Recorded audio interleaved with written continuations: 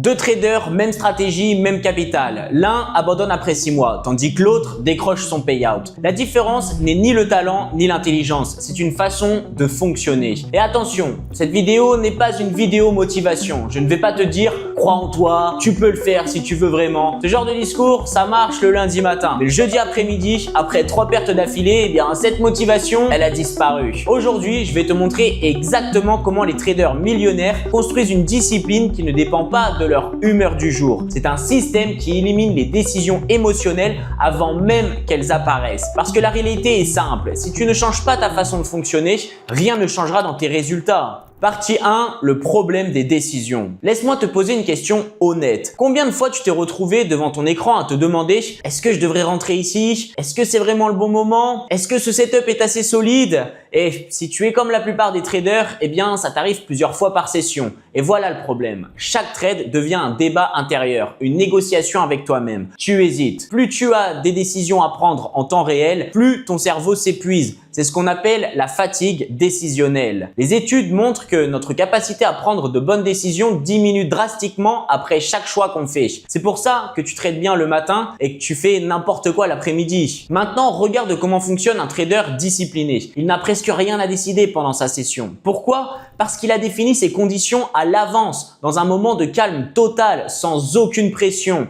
Quand le marché arrive dans ces conditions, il exécute. Point. Quand le marché n'arrive pas dans ces conditions, eh bien, il ne fait strictement rien, il n'y a pas de débat, pas de négociation intérieure. Le trader indiscipliné se demande « Est-ce que je devrais rentrer ?» Le trader discipliné, lui, il vérifie. Est-ce que mes conditions sont vérifiées? Est-ce que tu saisis la nuance? L'un est en train de décider, tandis que l'autre est en train de vérifier. Et si oui, eh bien le trader discipliné entre sans réfléchir. Sinon, il ferme le graphique sans regret. Donc voilà la première leçon. L'indiscipline vient du fait d'avoir trop de choix à faire en temps réel. La discipline vient du fait que tous les choix ont déjà été faits avant à froid avec un cerveau rationnel. Quand le marché bouge et que ton cœur s'accélère, il ne reste plus qu'à exécuter ou ne pas exécuter. La discipline n'est pas résister à la tentation de trader, c'est avoir construit un système qui élimine cette tentation avant même qu'elle existe. Partie 2, les trades inutiles. Maintenant, on va parler de quelque chose qui fait vraiment mal, ton vrai problème. La majorité de tes pertes ne viennent pas de mauvais trades, elles viennent de trades que tu n'aurais jamais dû prendre. Les trades inutiles, ce pris par ennui, par FOMO, par frustration après une perte. Ouvre ton historique de trading des 3 derniers mois. Maintenant, compte combien de trades tu as pris pour ces raisons. Tu vas réaliser que 60 à 70% de tes pertes viennent de là. Pas de setup mal analysé, pas de mauvaise gestion des risques, mais de trades qui n'auraient jamais dû être pris. Trader trop est plus dangereux que trader mal. Un mauvais trade peut arriver par simple variance. Le marché est probabiliste. Même avec un setup parfait, tu peux perdre et ça, c'est totalement normal. Mais un trade inutile, c'est un sabotage délibéré. C'est toi qui appuies sur le bouton en sachant que tes conditions ne sont pas réunies. C'est toi qui cèdes à une impulsion émotionnelle. Et voici le pire, chaque trade inutile est une fuite émotionnelle. Tu ne trades pas pour gagner de l'argent dans ces moments-là, tu trades pour ressentir quelque chose. L'excitation du mouvement, l'illusion du contrôle, la validation du « j'avais raison » et c'est exactement pour ça que tu perds. Parce que le trading n'est pas une activité, c'est une attente. Ne pas trader est une compétence active. Ce n'est pas de la paresse ou de l'inaction, c'est un choix conscient et difficile. Le choix de ne pas gaspiller son capital sur un setup moyen. Partie 3, célébrer la bonne chose. Parlons maintenant de quelque chose qui va complètement changer ta perspective. Ce que tu célèbres. Les amateurs célèbrent l'argent. Les professionnels, eux, célèbrent le respect de leur plan. Chaque fois que tu fais 100 € sur un trade, ton cerveau libère de la dopamine. Tu te sens bien et tu as l'impression d'avoir réussi. Et petit à petit, ton cerveau crée une association. Argent gagné est égal succès. Mais c'est complètement faux. Tu peux gagner de l'argent avec un trade horrible et perdre de l'argent avec un trade parfait. Le résultat d'un trade individuel est aléatoire. C'est la loi de la variance. Ce qui n'est pas aléatoire, par contre, c'est la qualité de ton exécution. Laisse-moi te donner un exemple concret qui va tout clarifier. Trade A. Tu vois le marché bouger, tu n'as pas toutes tes confluences, le setup n'est pas vraiment dans ta zone optimale, mais bon, ça a l'air bien, tu entres, le marché part dans ton sens, tu gagnes 200 €. Comment est-ce que tu réagis? Yes, bien joué, je suis trop fort. Trade B. Tu attends patiemment, toutes tes confluences s'alignent, le prix arrive exactement dans ta zone, structure parfaite, tu entres avec une exécution impeccable, le marché te sort au stop loss, moins 50 €. Comment est-ce que tu réagis? Putain, fais chier, ma stratégie marche pas, le trading c'est nul, c'est de la merde. Tu vois le problème? Dans le trade A, tu as gagné de l'argent mais tu as renforcé une mauvaise habitude. Ton cerveau a appris que prendre des setups moyens, ça peut fonctionner. Alors que dans le trade B, tu as perdu de l'argent, mais tu as renforcé une bonne habitude. Tu as prouvé que tu es capable de suivre ton plan même quand c'est difficile. Et sur 100 trades, devine quelle approche gagne. Les bonnes habitudes, toujours. Voici ce que tu dois graver dans ta tête. Si tu récompenses l'argent, ton cerveau cherchera l'argent, peu importe comment. Résultat, overtrading, setup forcé, revenge trading après les pertes. Si tu récompenses la discipline, l'argent suivra naturellement parce que la discipline crée la consistance et la consistance crée les profits. Change ce que tu célèbres. Arrête de célébrer le gain aléatoire de cette semaine. Célèbre le fait que tu as suivi ton plan à la lettre, même si tu as perdu, parce que c'est ça qui va te rendre rentable sur le long terme. Partie 4, quand décider? On arrive maintenant au cœur du système. Quand et comment tu décides? Les traders disciplinés décident quand le marché est calme, jamais quand il bouge. Pense-y. Quand le prix commence à bouger rapidement, que se passe-t-il dans ton corps? Ton cerveau panique, ton cœur s'accélère, tes mains deviennent moites, tu veux agir vite, maintenant. Toutes les décisions prises dans cet état sont émotionnelles et biaisées. Les traders qui gagnent vraiment leur vie ne décident jamais à ce moment-là. Ils ont déjà décidé avant. Quand? Eh bien, le dimanche soir, avec un café, dans le calme total, avec aucune position ouverte, sans pression. Dans cet état mental neutre, ils analysent les paires qu'ils vont trader la semaine. Ils tracent leur zone d'intérêt précise, ils définissent leurs conditions d'entrée exactes, paire par paire, zone par zone, confluence par confluence. Tout est écrit dans leur journal de trading. Tout est préparé.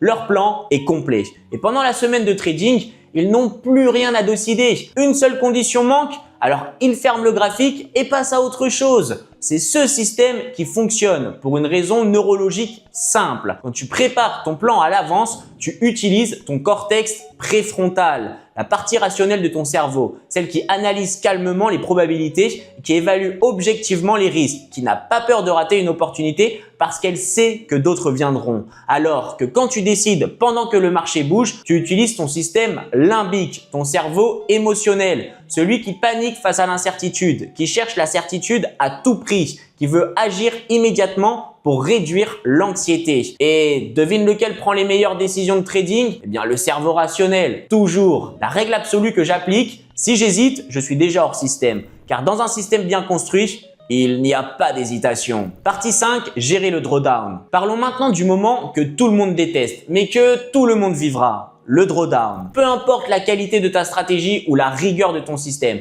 à un moment donné, tu vas enchaîner plusieurs pertes consécutives. Ton compte va descendre et ton cerveau, il va paniquer. Voici donc ce que tu dois comprendre. Le drawdown n'est pas une punition du marché, c'est un filtre. C'est le moment où le marché te pose une question très simple.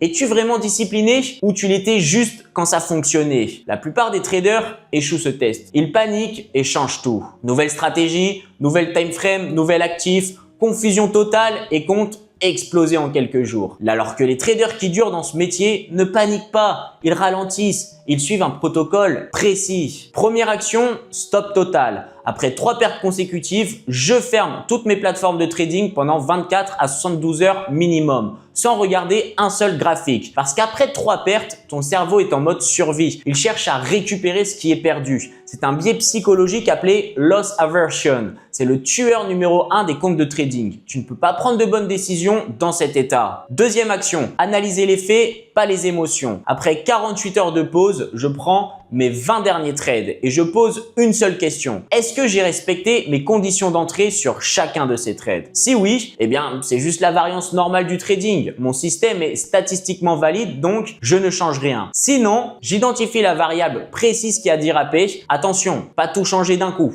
Une seule variable à la fois. Et peut-être que je suis entré trop tôt avant la confirmation complète, peut-être que j'ai pris des setups en dehors de mes sessions optimales, donc je corrige cette variable. Troisième action, réduire le risque temporairement. Après un drawdown, je ne risque pas 1% par trade, je descends à 0,5 voire même 0,25% si le drawdown était vraiment violent. Et ce n'est pas permanent, c'est juste le temps de reconstruire la confiance psychologique. Car mon objectif est simple, faire 5 trades parfaits, peu importe s'ils gagnent ou perdent, juste à prouver à mon cerveau que je suis encore capable de suivre mon plan sans dériver. Et une fois ces 5 trades validés, je remonte progressivement mon risque à 1%. Quatrième action, un trade à la fois. Ne jamais chercher à récupérer les pertes. C'est la mentalité du casino, pas du trader professionnel. Mon seul objectif est de faire un trade parfait. Si je le perds mais que l'exécution était impeccable, c'est une victoire psychologique. J'ai repris le contrôle. Mais si je le gagne avec une exécution pourrie parce que j'ai dévié de mon plan, alors c'est un échec.